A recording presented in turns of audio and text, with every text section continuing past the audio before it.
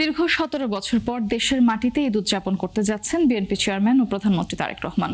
সময়ের ব্যবধান, রাজনৈতিক প্রেক্ষাপট ও ব্যক্তিগত সংগ্রামের গল্প মিলিয়ে এবারের ঈদ তার জন্য হয়ে উঠছে আবেগঘন প্রত্যাবর্তনের প্রতীক। আর তাকে ঘিরে বিএনপি নেতাকর্মীদের মধ্যে সৃষ্টি হয়েছে আবেগ, প্রত্যাশা আর নতুন ইতিহাসের অনুভব। মোহন ইসলামের প্রতিবেদন।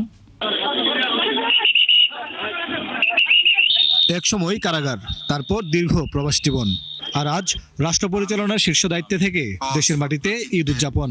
তারেক রহমান সশস্ত্র চিত্রে শপথ করিতেছি যে তারেক রহমানের এই যাত্রা যেন এক রাজনৈতিক ও ব্যক্তিগত ইতিহাসের প্রতিচ্ছবি। 2008 সালে দেশ ছাড়ার পর পেরিয়ে গেছে 17টি বছর। এই দীর্ঘ সময়ে দেশের বাইরে থেকেই তিনি রাজনীতির নেতৃত্ব দিয়েছেন। গ্লিটারের টুইন লেমন ও অ্যান্টিব্যাকটেরিয়াল ফর্মুলা বাসনকে চকচকে জীবাণুমুক্ত করে আমাদের দেয় গ্লিটার গ্যারান্টি। কিন্তু দেশের মাটিতে ঈদের আনন্দ ভাগ করে নেয়ার সুযোগ হয়নি কখনোই। প্রবাস জীবনে আসলে মানুষ হয়তো দুদিন বেড়াতে যেতেই চায়, কিন্তু স্থায়ীভাবে ওখানে কেউ থাকতে চায় না। আসলে দেশের মায়া যে কীরকম আপনি নিজের বুকে হাত দিয়ে বলতে পারবেন যে কেমন। দেশ ছাড়া বাইরে আপনাকে কতটা কঠিনভাবে কতটা কষ্ট করে থাকতে হয়। আসলে আমাদের প্রাইম মিনিস্টার জনাব তারেক রহমান জনপ্রিয় ব্যক্তিত্ব বর্তমানে বাংলাদেশের। উনি যখন থেকেছে ওনার মন, হৃদয়, চোখ সব কিছুই কিন্তু বাংলাদেশের পড়েছিল। কারণ বাংলাদেশে উনি নাতি খুঁটি ছোট বড় সব খবরই রাখতো। কিন্তু এবার সেই অপেক্ষার অবসান। প্রধানমন্ত্রী হিসেবে দেশের মানুষ, দলীয় নেতাকর্মী এবং পরিবার, আত্মীয় স্বজনের সঙ্গে ঈদের আনন্দ ভাগাভাগি করবেন তিনি। সে দেশবাসীকে নিয়ে একসঙ্গে একযোগেই সব কিছুই করতে চায়, যার জন্যে আপনার ঈদের দিন কিন্তু যমুনায় ব্যাপক করা হয়েছে, গ্যাদারিং করা হয়েছে। এখানে 4000-এর অধিক লোক আসবেন।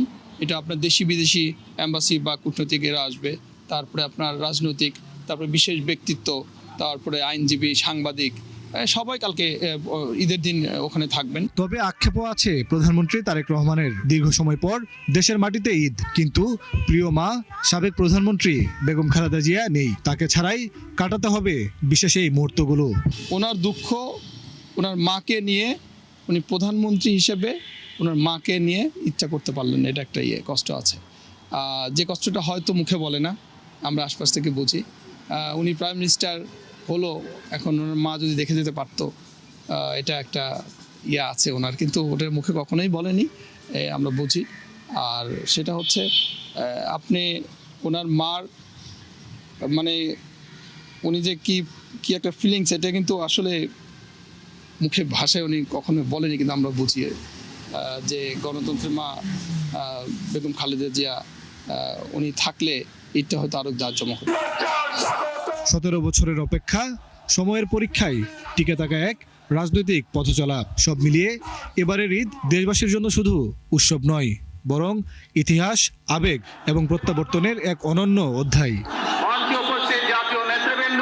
মোহন ইসলাম, 71, ঢাকা।